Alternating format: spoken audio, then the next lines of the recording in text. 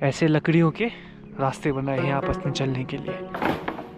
ये इन्होंने मार्केट से दूध लिया और कश्ती से वापस अपने घर की तरफ जा रहे हैं। क्या नाम है आपका? प्लेटफॉर्म पे तो ट्रेन आती है, आपकी ये शिकारा पहुंच रही है। अस्सलाम वालेकुम। वालेकुम सलाम। ये पूरा का पूरा जो बस्ती है, जो पूरा का पूरा जो गांव है। गुड मॉर्निंग दोस्तों। तो कल रात में मैं पहुंच चुका था छठी पातशाही गुरुद्वारा। ये कमरा भी मुझे यहाँ पे मिल गया था। कमरा भी कुछ ठीक ठाक सा था। ब्लैंकेट भी अच्छे थे, पिलोज भी थे, सब कुछ ठीक था। टेम्परेचर करीब -4 से -5 के बीच थी, लेकिन फिर भी मुझे इतनी सर्दी नहीं लगी। हमारा बैग वैग भी रेडी हो चुका है, समय हो चुका है इसको बाय बोलने का। तो निकलते हैं फिलहाल हम यहाँ। दोस्तों इस वक्त मैं रैनावाड़ी मेन चौक पे खड़ा हूँ।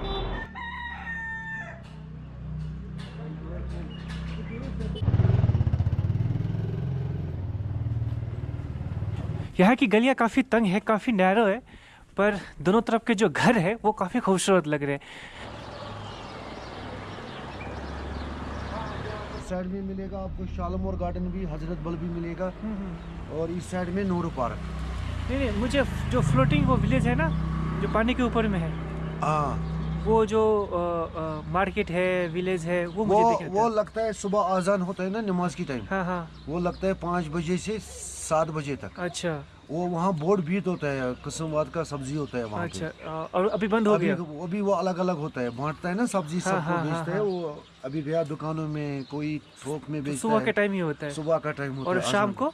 शाम को नहीं होगा। शाम को नहीं होता। कल आपको मिलेगा वो। तो फिलहाल मुझे मिल गए बिलाल भाई। अस्सलाम वालेकुम। वालेकुम सलाम। और भाई साहब ने काफ़ी मेरी मदद की, और इन्होंने मुझे बताया कि एक्चुअली जो वो फ्लोटिंग मार्केट है ना, जो सब्जी मार्केट है, वो यहाँ पे सुबह ही लगती है। जब फजर की नमाज होती है सुबह 5 बजे, 5 बजे से लेकर 7 बजे तक। 7 बजे उसके बाद वो मार्केट क्लोज हो जाता है और सारे जो कश्ती है वो इधर उधर हो जाता है।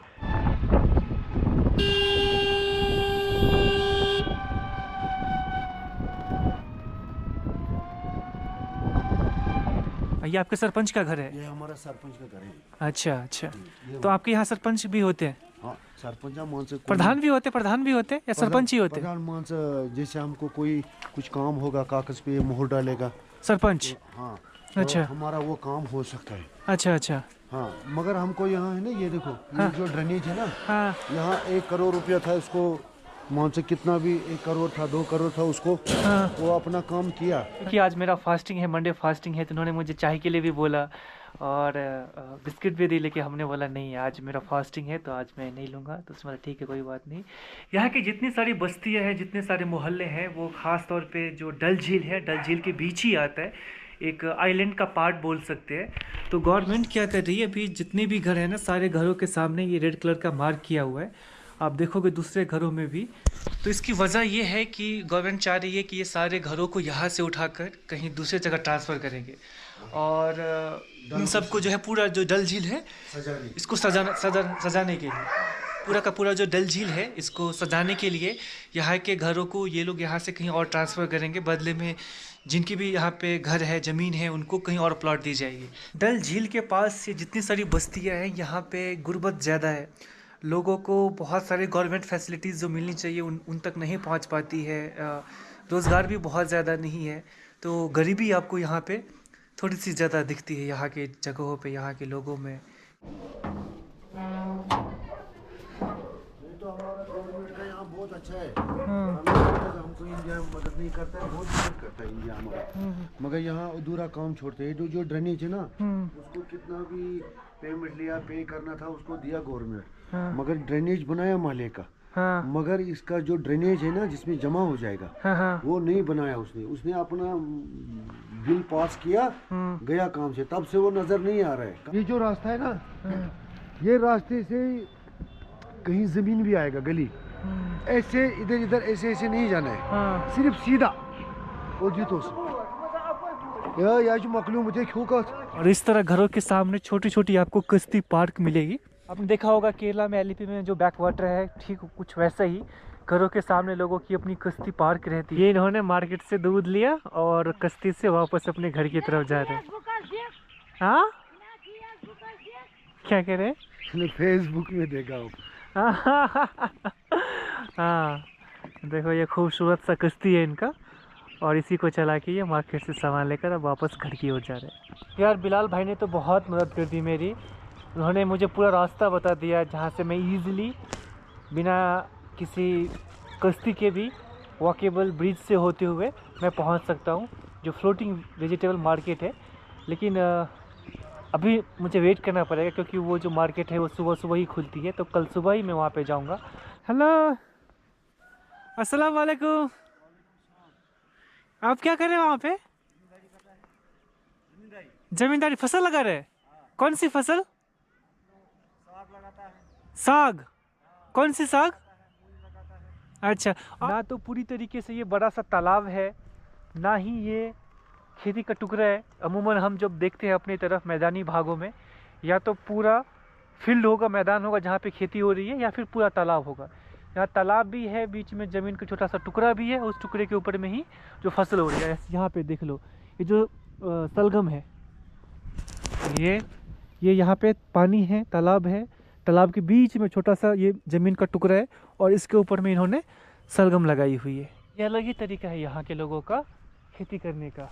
अभी यहाँ की जो भौगोलिक स्थिति है यही कुछ ऐसी है कि पानी के बीच में फ्लोट करता हुआ ये ज़मीन है, फ्लोट करता हुआ घर है यहाँ पे, पानी के ऊपर तैरता हुआ घर, तैरता हुआ ज़मीन बोल सकते, जिसके ऊपर में ये लोग खेती करते हैं, कुछ ऐसा।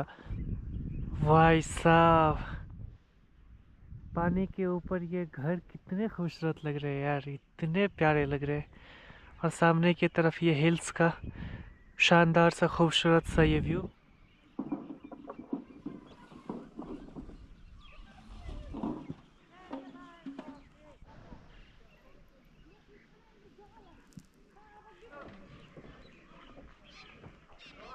घरों तक पहुंचने के लिए भी लकड़ी की इस तरह यहाँ ब्रिज बनी होती है, और जैसे मैंने आपको पीछे भी दिखाया था कि जैसे यहाँ मूली की खेती हुई है, आगे शलगम की खेती हुई है, यहाँ तक भी देखोगे तो ये सारा पानी पानी है। पानी के बीच में वो छोटा सा ज़मीन का टुकड़ा है, वहाँ पे एक घर बनी हुई है, और उस घर तक पहुँचने के लिए भी जो ये लंबा सा लकड़ी का पुल पार करके हम आए हैं, लकड़ी के पुल पे चढ़ के ही आए।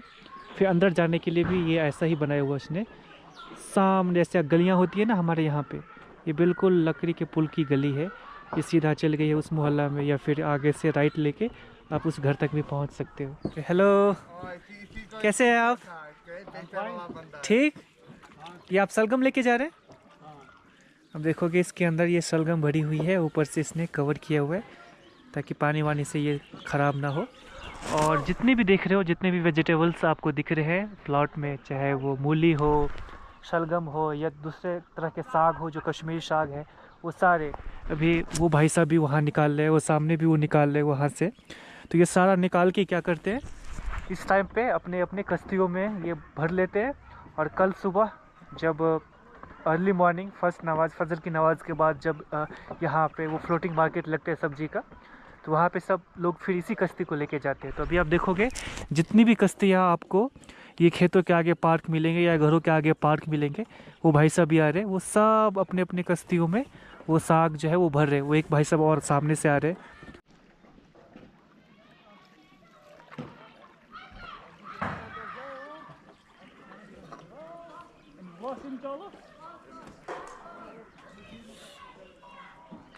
ये सामने भाई साहब भी जो अपनी कश्ती में सलजम लेके आए हैं ना, अभी उनकी सफाई कर रहे हैं, क्योंकि जब वो रॉ निकालते हैं ज़मीन से तो उसके ऊपर में बहुत सारे कीचड़ वगैरह लगे होते हैं, तो पानी में प्रॉपर तरीके से साफ़ करके और इसकी पैकिंग करते हैं लिफाफे में या फिर पॉलीथीन में। और फिर कल सुबह जब मार्केट स्टार्ट होगी तो वो अलग अलग शॉपकीपर को जिसको जितनी ज़रूरत होगी उस हिसाब से ये सप्लाई करते हैं। ये पूरा का पूरा जो डल का एरिया है, डल लेक का जो एरिया है, इसमें कह सकते हो कि 70% करीब करीब वाटर बॉडी है, और 30% में लैंड है जहाँ पे लोगों के घर है, चाहे वो लकड़ी के बने घर है या फिर कंक्रीट के बने हुए घर है। और बाकी हिस्से में जो लैंड, जो वाटर बॉडी है, इनमें आपको कुछ ना कुछ लोग निकालते हैं। अभी तो आपको ये खाली सा दिख रहा है, लेकिन जब सर्दी निकल जाएगी तो इनमें सब में आपको पूरे के पूरे कमल आपको भरे दिखेंगे। ये सारी जो पंखुड़ियाँ सरी हुई है ना, ये जो सामने आपको दिख रही है, जो लताएं, इसके ऊपर में ये कमल, पूरा कमल का जो पौधा होता है वो यहाँ पे भरा हुआ होता है। और ये कुछ ऐसा फार्मलैंड होता है इन लोगों का। मूली, गाजर और शलजम और ये सारी चीज़ें होती है। बाद में जब गर्मी का समय आता है तो बहुत सारे ग्रीन वेजिटेबल जैसे कदीमा, साग, सब्जी, इन चीज़ों का उत्पादन करते हैं। पर जितने लोगों से यहाँ पे मैंने बातें की, सब ने यही बताया कि यहाँ पे गरीबी बहुत ज़्यादा है। बहुत से लोग कैमरे पे आना भी नहीं चाहते, वो ऑफ कैमरा तो बातें करते पर ऑन कैमरा बातें करना पसंद नहीं करते। यहाँ पे एक और सबसे बड़ी प्रॉब्लम आती है, कई बार बारिश ज़्यादा होने की वजह से बाढ़ भी आती है। जैसे कि लास्ट टाइम 2016-17 में यहाँ के जितने घर थे वो सारे के सारे घर बारिश और बाढ़ की वजह से सारे घर डूब गए थे यहाँ पे। तब गवर्नमेंट ने इन लोगों को यहाँ से निकाल कर दूसरी जगह ले गए थे, जहाँ पे करीब 15-20 दिन तक वो लोग थे। जब बारिश और बाढ़ का पानी कम हुआ तो वापस ही यहाँ पे आए। फिर इन लोगों के साथ में एक और मसला हुआ कि गवर्नमेंट के तरफ से जो इन लोगों को नोटिस आया था कि यहाँ पे नया कंस्ट्रक्शन नहीं हो सकते और इनको कहीं और शिफ्ट होना होगा। तो इन लोगों की गुहार यही थी कि क्योंकि बहुत ज़्यादा लोग की जो इकोनॉमी है वो डिपेंड करते हैं एग्रीकल्चर पे या फिर थोड़े बहुत टूरिज़्म सेक्टर के ऊपर में। तो यहाँ पे तो ये लोग आप जितने भी देखते हो ना, ये जो वाटर बॉडीज़ भी है, ये जो डल लेक के जितने सारे वाटर बॉडी आपको यहाँ पे दिख रहे हैं, पानी का जो तालाब है इन लोगों के घरों के सामने जो आपको दिख रही है, ये इनकी लीगली खुद की प्रॉपर्टी होती है, ना कि गवर्नमेंट प्रॉपर्टी है। तो इस पे ये लोग जो भी एग्रीकल्चर करते हैं, एग्रीकल्चर कल्टीवेशन करते हैं, यहाँ पे ये लोग खेती करते हैं, तो यहाँ तो ये लोग कर सकते हैं। लेकिन जब इन्हें यहाँ से कहीं और शिफ्ट किया जाएगा तो इन लोगों के पास में रोज़गार का क्या ऑप्शन रहेगा? कोई ऑप्शन नहीं रहेगा।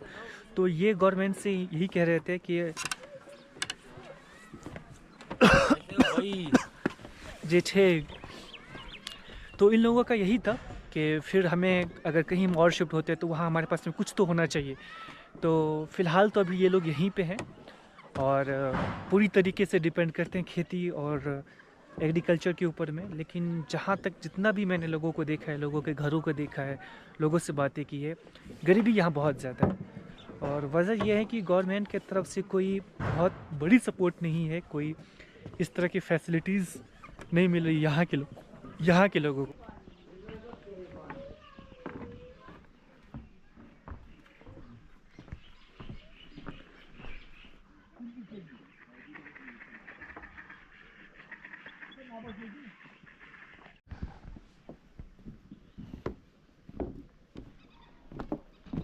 ये कुछ ऐसी लग रही हो कि देखो पुल कभी ऊपर कभी नीचे, शायद यहाँ से देखोगे ना आप, यहाँ से मैं आपको दिखाता हूँ और अच्छे से आपको समझ में आएगी।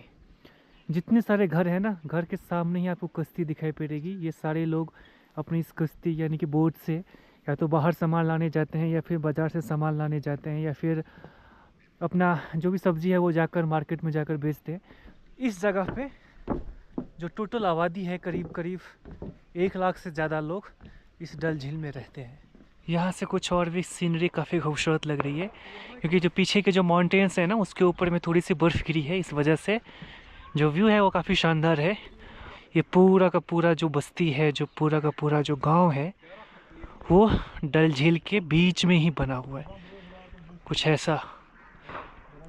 और बीच बीच में गाँव वालों ने खुद से ऐसे लकड़ियों के रास्ते बनाए हैं आपस में चलने के लिए। आप कुछ बेचते हो क्या? कुछ बेचते हो क्या? चॉकलेट बेचते हो? और यही आपका दुकान है? चलता फिरता दुकान?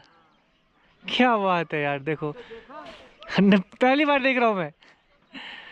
ये भाई साहब का ये दुकान है और इसके ऊपर में जो 2 गले लगे। हाँ, आप आओगे क्या इस तरफ? आओ ना। ये भाई साहब कह रहे हैं कि ठीक है मैं आके आपको दिखाता हूँ। और इनका जो ये कश्ती है, ये कश्ती के ऊपर ही इनका ये दुकान है जिसमें ये चॉकलेट बेचते हैं अलग अलग जगह जाकर। तो ये है इनका फ्लोटिंग शॉप, चलता फिरता तैरता हुआ दुकान। अच्छा, वो प्लेटफॉर्म है आपका? वो प्लेटफॉर्म है आपका? भाई साहब कह रहे वो प्लेटफॉर्म है, वहाँ पहुँचो, वहाँ पहुँच के दिखाता हूँ मैं। तो हम वहाँ पहुँचते हैं और वहाँ पहुँचकर भाई से बात करते हैं। ये है भाई साहब का प्लेटफॉर्म और यहाँ भाई साहब का दुकान पहुँचने वाला है। प्लेटफॉर्म पे तो ट्रेन आती है, आपकी ये शिकारा पहुंच रही है। आपकी कश्ती, क्या बात है। हाँ हाँ हाँ हाँ, दिखाओ। आराम से ओ हो, ओके। इस तरह भाई साहब रोकते हैं अपने शिकारा को। ये देख। अरे वाह, ये सारे चॉकलेट्स हैं आपके। हाँ, और आराम से बैठे। अच्छा अच्छा अच्छा। कोकोनट चॉकलेट, ये वनीला चॉकलेट फाइज है, इसमें अखरोट और बादाम है। हाँ। ये एक जगह यहाँ मिलेगा, दूसरी जगह मिलेगा यूरोप में, बेल्जियम में। अरे बाप ये रे। हमारा दादा ने वहाँ सीखा था, फिर हमने सीखा था। अरे वाह। अगर ये पूरा कश्मीर में ढूंढोगे ना, ये नहीं मिलेगा। ये रेसिपी किसी को हम शेयर नहीं करते, अच्छा तब अच्छा। तक लाखों में मिलेगा। अरे वाह। ये पहले चखो, थोड़ा देखो टेस्टी कैसा है।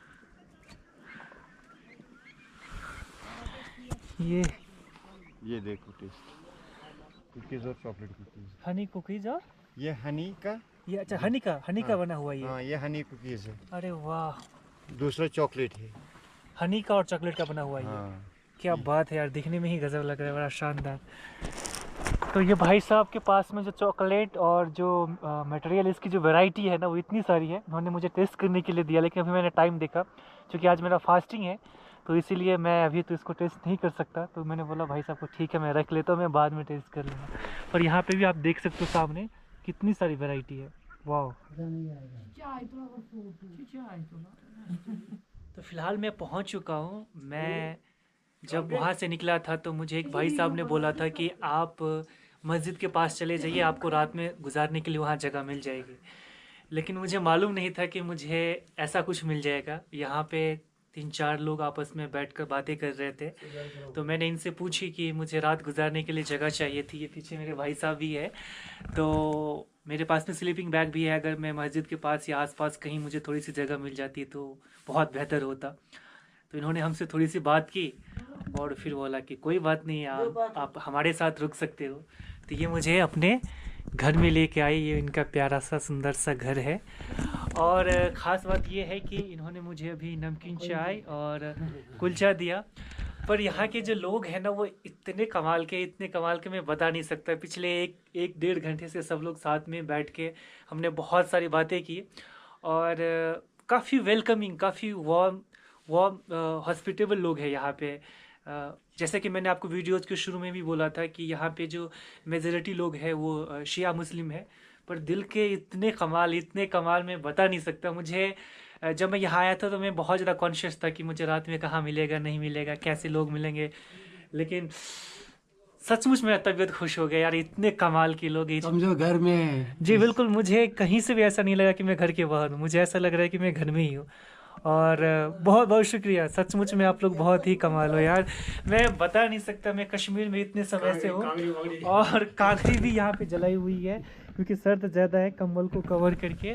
और मैं यकीनन कह सकता हूँ कि ये आज का जो मेरा दिन है वो जल्दी सोना है, क्योंकि कल सुबह 6 बजे से ही जो है वो मार्केट स्टार्ट हो जाता है, फजर की नमाज़ होने के बाद ही। तो इसीलिए मैं फटाफट खा रहा हूँ और खा के मैं सो जाऊंगा, क्योंकि मुझे कल सुबह जल्दी उठनी है।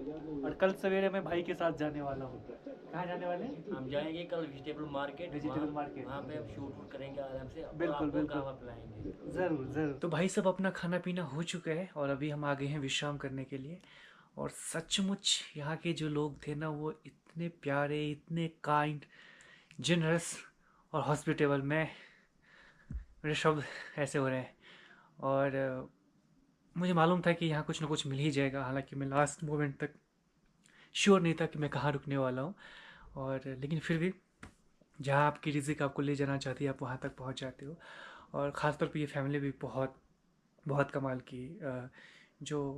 जो यहाँ की महिलाएं थी, जो उनके बच्चे थे, या और जो 2-3 बुज़ुर्ग लोग थे, वो सब लोग यहाँ पे करीब 10 से 12 लोग थे। और कम से कम 2 से 3 घंटे तक हमारी बहुत कमाल की बातें हुई।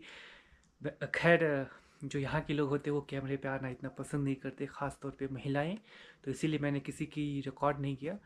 अदरवाइज़ बहुत मज़ा आया। सॉलिड टेस्टी, मुझे ज़बरदस्ती ठूस के खाना खिलाया यहाँ पे।